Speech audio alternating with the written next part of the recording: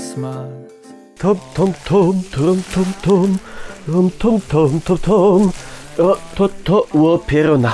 Ho, ho, ho, ho, ho, ho, ho, ho. Roztomiłe dzieci, witam was pięknie 6 grudnia w ten piękny, magiczny, biały, śnieżny dzień. Dostał od was w pierony tych rozmaitych briefów, co żeście tam do mnie napisali, mali i duzi, ze wszystkimi waszymi życzeniami, co by w to chciał dostać. Wszystko, żech to dokładnie przeczytał i po tymu jeżech.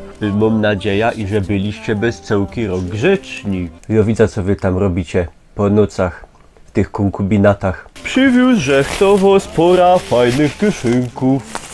Ho, ho, co ja sam w tym miechu mam? Zarostki, coś wam fajnego podaruję. To nie, to jest do mnie.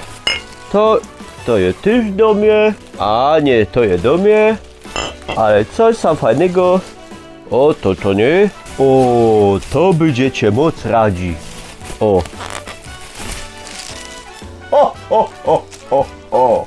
O, o, o, o, o, o, o, o. O. O, o, o, o, o, o, o. Może chcesz usiąść Mikołajowi na kolanko? Uspokój się, bo dzwonię na policję.